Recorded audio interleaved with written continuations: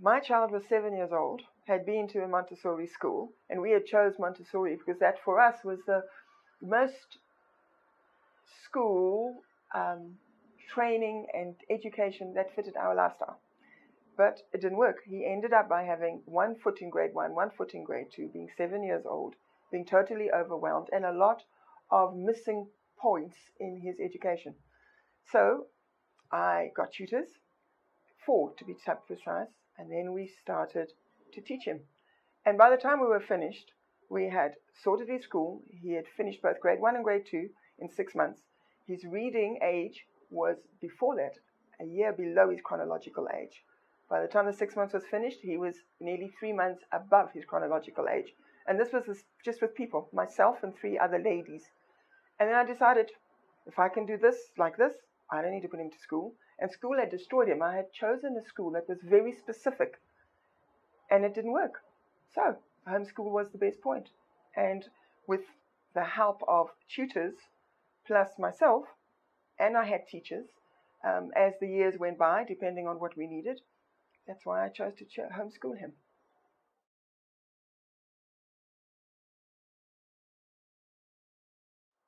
And Alana was an alone. He's a single child. He doesn't have siblings, doesn't have anybody there. And I will tell you, when he moved out of a school environment into a homeschool environment, the friends that he did have all disappeared because we were so different. I was so different. How could I do this? People didn't understand. Alana does not see any of his first 2 years of school friends anymore.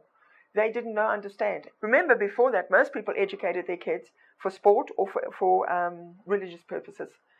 The social thing, Alana was swimming.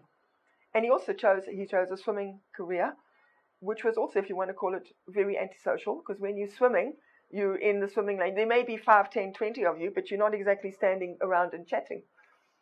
So everybody worried about the social interaction with my child. But he had interaction. My clients were there every single day. There was adult interaction all the time.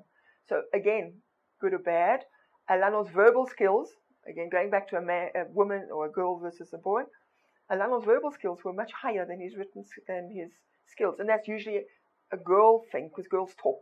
But Alano and I were together all the time, and his verbal skills were really high.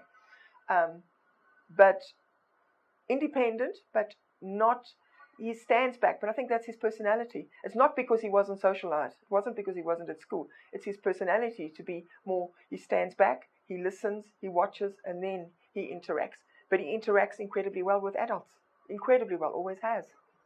And he had a sharing facility. He would share with anybody and everybody. And so that, again, most people say, single child, going to be selfish, own child, going to be... It wasn't. It wasn't. You just make sure that you provide the necessary things that are required. And it's no different to normal schools, Hugo, because schools nowadays, half the kids never do any of their sports in school. They do the sports outside. It's no different.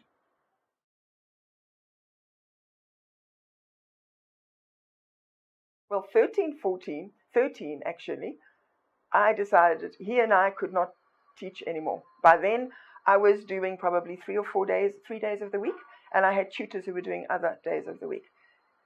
And he and I would argue. He knew it all. He told me I would explain something to him, and he would look back at me, and he'd do this rolling eyes kind of thing. And the one time I nearly lost it. I can remember picking up a pencil. Now, I've never hit Alana. I do not believe in that. We've always discussed things. He's been allowed to have an opinion. Always. As long as he does it with respect, he can say what he likes. Well, this time, he did not. He rolled his eyes, and he disagreed with what I explained. I remember taking a pencil, Hugo, and I leaned over him and hit him on the head with a pencil.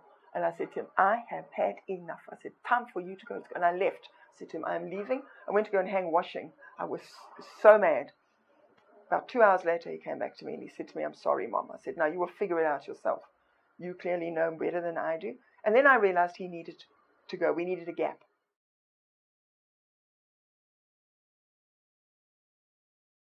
Originally, for primary school was Clonard. And that one was from in Kloof, in Durban. And so we did from grade 1 to grade 7 was Clonard.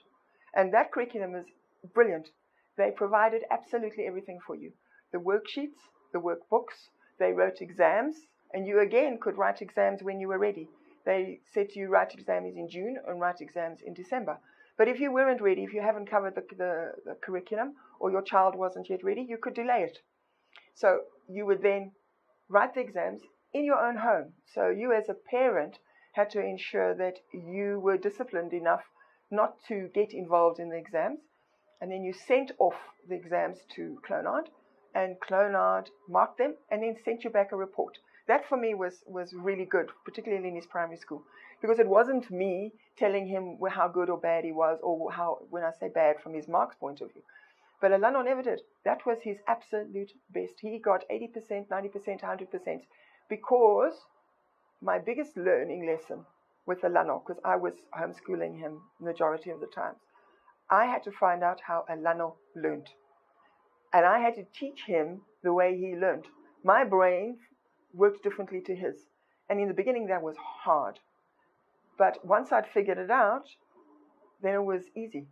And Alano, we never left a subject. We never left a part of a subject until he was totally au fait with it, knew it inside out. So his marks were incredibly high.